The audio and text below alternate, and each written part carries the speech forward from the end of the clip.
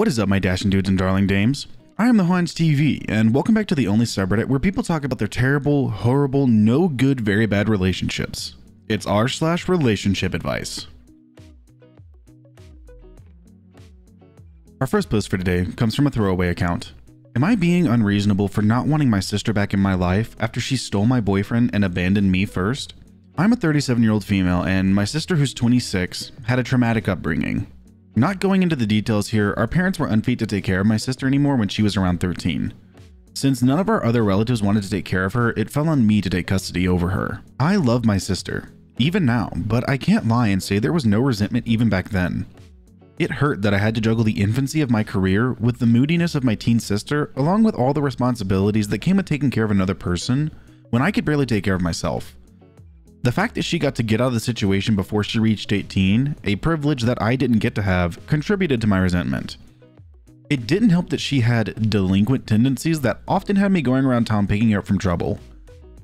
A couple years after she moved in with me, my longtime boyfriend at the time moved in to help me move out as well.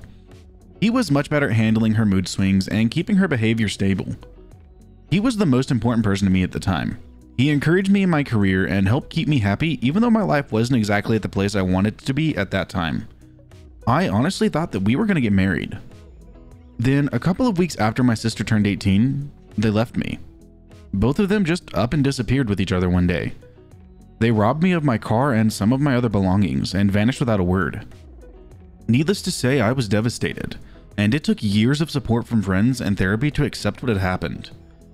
Very recently, I want to say a month ago, however, my sister just suddenly reappeared.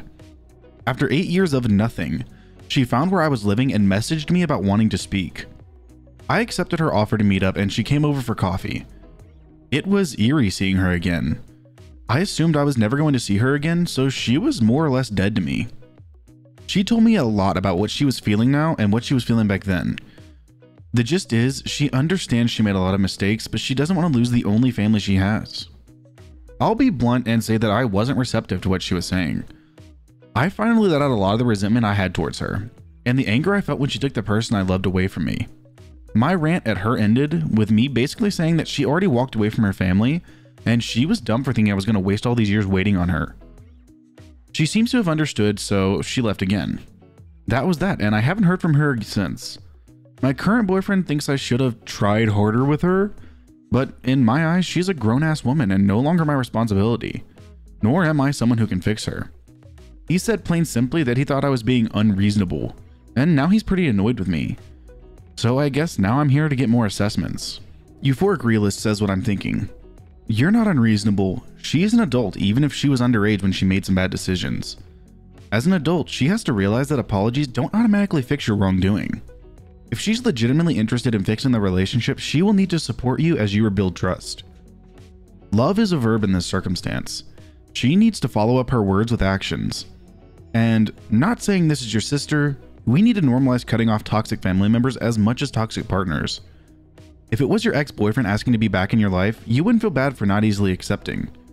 Yes, she's your sister, but if she's bad for your peace, she doesn't get to be in your life. Yeah, what they said. She basically ruined your entire life because she took the man that you loved. I mean, again, he went with her, so it's his fault as well. But she consented to it, and they just ran off and took things from you. That's not okay. If she wants to be back in your life, she has to prove it. This next post comes from Present Me. I'm a 28-year male. My longtime girlfriend, who is 26, has been cheating on me for 8 months. I just found out, and it was all due to blackmailing, according to her. I'm currently alone in my room with my GF in the living room. I'm still trembling and emotional while writing this, so I apologize up front if my thoughts end up disconnected from one another. And sorry for the wall of text. First up, we have a relationship for over 7 years now. 3 years ago, she once broke up due to go through a rough patch. She was suffering from bulimia, and I tried to help by trying to get her to eat and keep her busy enough not to go to the bathroom. In my mind, that was my best course of action, but she ended up very unhappy and eventually broke it off because this was straining our relationship too much. I respected her decision as she was genuinely convinced that that was the best path for us. I made it as easy as possible and was crying alone just so it'd be easier for her. We went immediately no contact. After 6 months, I dropped off a care package for her birthday with a few of her favorite chocolates, gums, and other sweets, kind of as a last goodbye. I didn't have ulterior motives, but I was still thinking about her. I loved her for years, so it seemed appropriate. This led to her calling me and asking me out for dinner so we can talk. I accepted, and one thing led to the other. We resumed our relationship a month later. One thing I have to make clear is that we live an hour drive away, and due to financial struggles and work, we only see each other on the weekends. She lives at her mom's house and I at my parents' house. I'm all alone all year though, because my parents are immigrants and only come on holidays. We do make the fullest of it though. Last year around summertime, my girlfriend was looking for a job. She eventually found a job near her mom's at a florist. That was pretty good, as now she was much more independent from her mom. However, soon she would get calls from her boss late into the night as well as messages. This went on until Christmas, where she said that she had had enough of her boss abusing her time off for work-related calls and messages, and making her do unpaid overtime, so she quit. I also have to mention that this boss of hers had a wife at the time. Soon after, she had a job at a laundry shop. That went very fast, but my girlfriend seemed capable of handling the job. 2 months later, the now ex-wife of her boss messaged me. This was when CV started to pick up its pace nationally. She wrote and called me saying that my girlfriend is still working for the same boss and that her ex-husband was having an affair with her boss. I panicked instantly. I didn't respond to her but called my girlfriend right away, and she broke down on the phone because this woman was apparently messaging friends and family members with the same messages. I called my boss to tell him I had an emergency and drove to her job to pick her up. By this point, my girlfriend was already working alone in the laundry and had her own key. I picked her up for lunch and she repeated the same story. This woman was lying and harassing her. I decided to believe my girlfriend over some woman and moved on. Said messages continued for some time, but I went and ignored them. Another month later, I took a day off work to surprise my girlfriend. I went and grabbed her lunch for once more. My plan was then to go to her place and chill/prepare dinner while she works. But she invited me to stay in the shop and watch some Netflix, as she had brought her laptop. Later that night, I saw a message on her locked phone about how her coworker said that her boss wasn't happy about me being in the shop for 4 hours. I caught that and asked her about it. She played it off and said that was nothing. Last week, my girlfriend quit her job to pick up college again and came to live with me. I drove there on Tuesday night as I had to drive near her place to pick up my parents that were flying in for the holidays. I worked, drove home to shower, and drove to her place. She had prepared dinner and we were lying in her bed when she started to get anonymous calls. She denied them all until they stopped, maybe 3 or 4 calls. I asked her what that was about and she said it was her boss asking her for some work-related stuff. I said, well, F him. Not 5 minutes later, I get an anonymous call. Sometimes I get these from my phone provider and didn't think anything of it, so I picked it up. It was her ex-boss who asked me to call my girlfriend, asking her to call him. I didn't connect the dots right away as I just ignored him and went on with our cuddling. 15 minutes later, I was in my car and that's when my brain finally turned on. That was her ex-boss. How is he calling her 8 months of her quitting her job? I called my girlfriend via Bluetooth and asked her. She admitted to lying to me about her new job. Her ex-boss was still very much her boss. I told her that was not okay and I had asked her that before and she denied it. That was the primary reason I distrusted her ex-boss's wife. I asked her to have a conversation with me about that on the weekend when she comes to my place, and she did. I asked her how long he was her boss. Answer, all the time. I told her that the ex-wife told me more I didn't believe. She guaranteed me that was all that happened, and that she blocked him after she quit. The morning after, I grabbed her phone as she was busy, and it was in the way. I put it in my pocket and forgot about it until I was on the couch. I opened her WhatsApp with the purpose of writing my phone to joke around. For whatever reason, I was curious if there were any messages between her and her ex-boss. There were. A lot. Not so much from her to him, but tons from him to her, including a video of him masturbating. I got instantly sick. She was preoccupied, so I took my phone too and kept on snooping. I knew it was wrong, but I wanted to know. I only read a handful of messages before she came into my room. I instantly showed her what I found, and she went into apology mode immediately. Everything is kind of blurry right now as I cried a lot and so did she. She told me her ex-boss was kind of blackmailing her.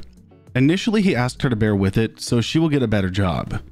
After they eventually kissed, according to her reluctantly, he was blackmailing her, threatening to tell me everything. This went on since January. 8 months. Supposedly all is over and she was about to move into my home, but this has broken me. I'm completely lost for words. I loved her and I still do, but I have no idea what to do.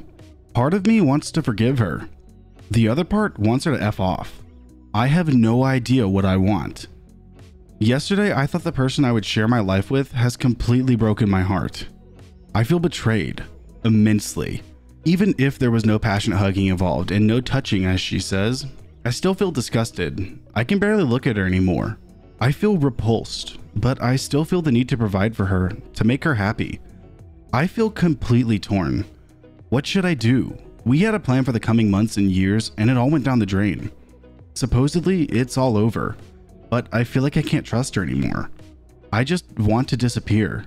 OP, if she was able to lie about not having that job for 8 months and saying that she worked at that laundry place or whatever, then she was able to lie to you about what actually happened between her and her boss. So you need to leave it. I know it's gonna hurt, but you need to leave her. Front post for today comes from Miloth Dyke. My family resents me for moving away, and now my sister is telling everyone my wife is abusing me. My family and I have always had a rocky relationship. I am the second of 5 children. My dad was rightfully out of the picture by the age of 14. My older sibling moved out and I was stuck raising my 3 younger siblings while my mom worked 2 full-time jobs. I'm not mad at her for this. It's not her fault, and I love my siblings. My mom got a boyfriend around the time I was graduating and didn't need my job or her second job to keep everything afloat. He's ex-military, so he gets retirement and stays home to cook, clean, and raise my siblings. I thought it was such great timing because I could move with my girlfriend, now wife, across the country. She was going to school and I followed her to see the country and live somewhere new, on my own. I've changed a lot in 3+ years. I came out as a butch lesbian, changed my name, got married, etc. I'm really happy and I love my wife and our life out here. My family wasn't super accepting. They don't call me slurs or actively abuse me, but they will be really passive aggressive and not talk to my wife, take me dress shopping, etc. It's been really hard to be comfortable around them. I called them out on their behavior recently, but they're denying it really hard.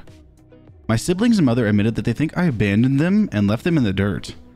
They said, "You would know how we're doing if you ever talked to us.